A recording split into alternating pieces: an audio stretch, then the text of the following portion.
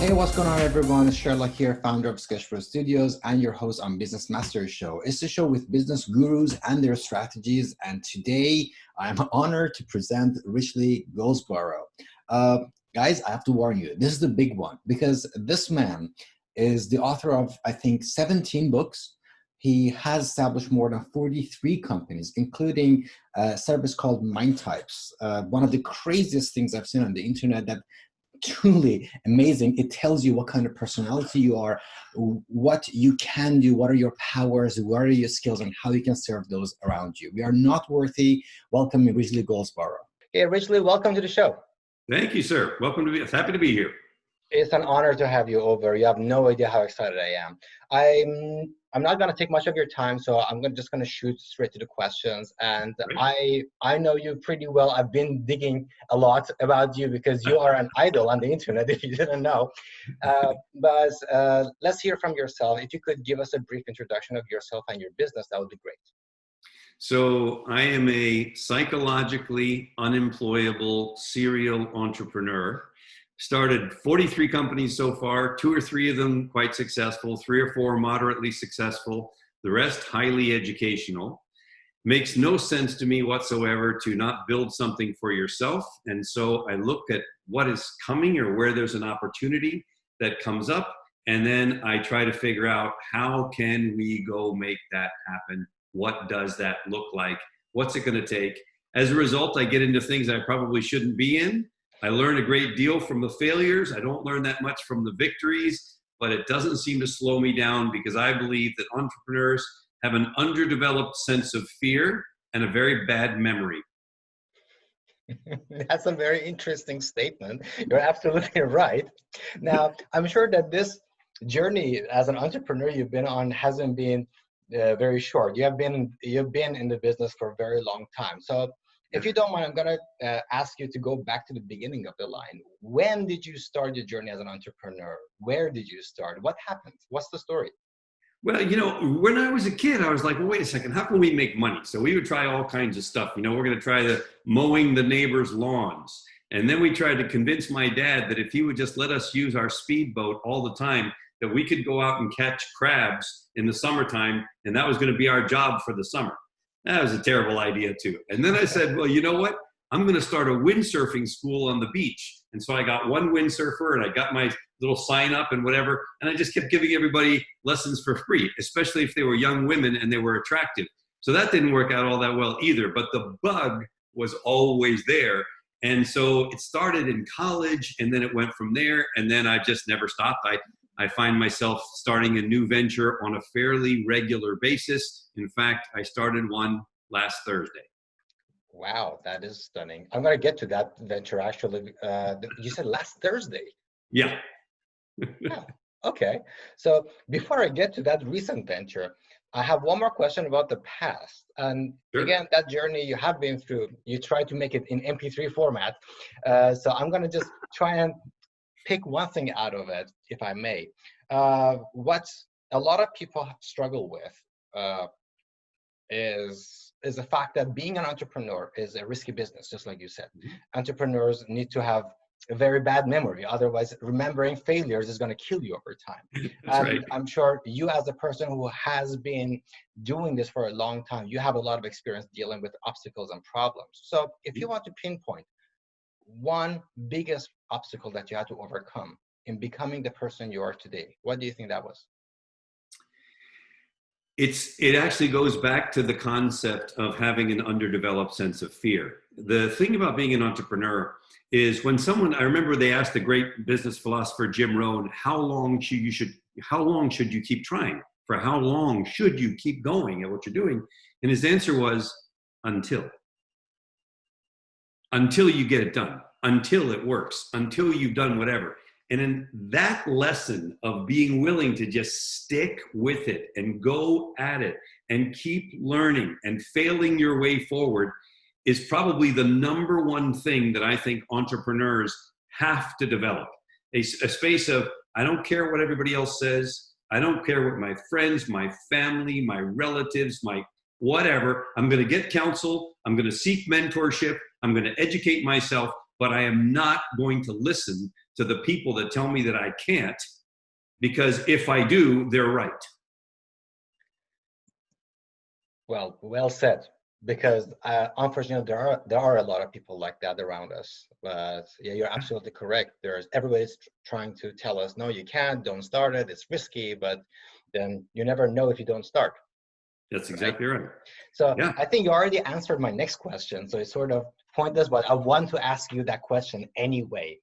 Okay. If you want to give people like me, who's at the beginning of the road, if you want to give us one piece of advice, other than not being afraid, in something that can help us become an entrepreneur with a wide vision, an entrepreneur who can see ahead and can forge a path to basically to success, what do you think that one piece of advice would be?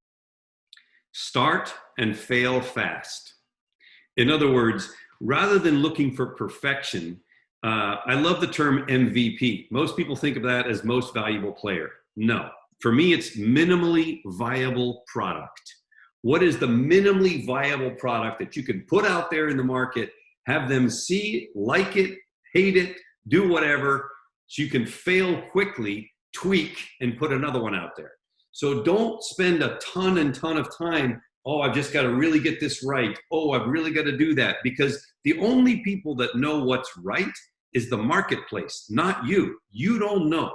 Until you put something out there, doesn't matter how brilliant you may think the idea is, the only people that are going to make that decision is the people who see the product, try the product, and use the product, not the creator of the product. So to me, getting it out there quickly, failing quickly, getting over yourself quickly, moving to the next one quickly enables you to hit that one. And when you get that one rolling, scale. So I would say start and fail fast. I really appreciate your wisdom. I wish there was somebody who could tell me that a couple of years ago, but you're absolutely right. You're absolutely right. Now, speaking of starting and failing fast, and I'm sure yours is mainly start and not much failing because of the experience you have right now. But Ridgelys, please share with us, what do you have in the oven? What's happening in your business now? What are you giving out to the marketplace in the next 6 months to a year? Now, so those are a lot of big questions. So we'll start out with the fact that I, like everybody else, was hit very hard. I had events all over the place planned where I'm supposed to be speaking with big money under contract, et cetera. All of it gone, all of it in one day. So it's like, that's interesting. I've spent more time at home in the last month than I have in the last 10 years. My wife still likes me. That's a positive. Okay, good. So there are some things that we're discovering here. And so I have my body of work, which I'll share in just a minute, but I just want to share an entrepreneurial journey and how things work. So I get a call from an agency that we were working on doing something for accountants to help them online with their marketing, because accountants, frankly, are not that creative. They're numbers people, and they need some help putting their message out to the world. I get a call last Thursday. Today is Tuesday. So we're talking 5 days ago.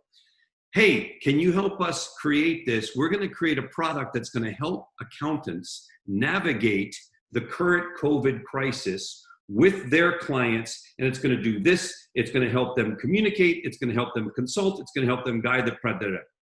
Friday morning, we had the agreement. Saturday, we started writing the copy. Sunday afternoon, we completed the copy. Monday, that would be yesterday, we filmed the workshop training to sell the product. This morning, we filmed the 4 videos to lead into the workshop itself. The emails are all drafted. They're being loaded up into the system. And beginning in 24 to 48 hours, we will begin marketing a brand new product that did not even have a name 3 days ago to the entire United States. That's what's possible when you're an entrepreneur. And by the way, I had a fever all weekend long. I was literally getting out of bed, coming to this office, writing copy, going back to bed, getting up, coming back to this office, writing copy, and going back to bed, taking phone calls with my new partners that didn't know I had a fever. Because that's what you got to do when you're an entrepreneur. You just forget about the fear, forget about the fact that it's hard, and just go for it. And I don't know what the results are going to be from this. Time will tell, but that's the possibility. The possibility is that from a week to a week later, we could have a product producing thousands of dollars a day in revenue that did not exist 7 days prior on the internet, sitting at home during the coronavirus crisis. That's what's possible when you can just expand your mind. And as I mentioned earlier, start and fail fast. If this first foray doesn't work, we'll go back and rewrite the copy and we'll try it again next week. That's amazing. I didn't know that, but wow, really, high five. I hope you're feeling better. I totally forgot about your fever. I was so mesmerized with the story, but I really hope you're feeling better. But that is astonishing. Yeah. Jeez. And wow, thanks for sharing that story with us. This actually changed my own mindset right now on what I'm doing. So there's no excuse on sitting back. You're absolutely right. You should just push forward. If it works, works. If it doesn't, go to the next one.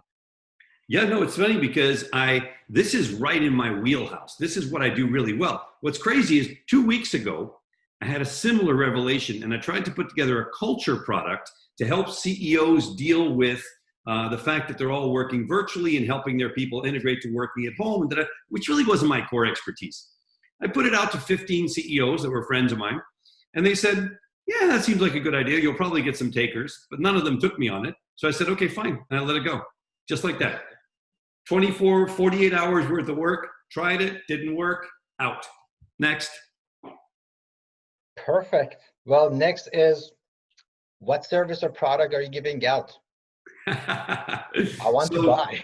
One of the things that I think is really, really valuable is anything you can do to understand yourself. So to me, one of the great things about being an entrepreneur is continuous education, raising your own personal awareness. Where are you sharpening your sword? What are you doing to be better today than yesterday and even more tomorrow? And one of that is knowing your mind type. What is your mind type? What is the essence of who you are? Do you know what it is, and do you know how to express it? There are 7 different mind types: the giver, the connector, the problem solver, the innovator, the perfectionist, the rebel, and the master. And if you want to know yours, go to mindtypes.com/quiz, and there's a free quiz, and you'll find out. I highly recommend it.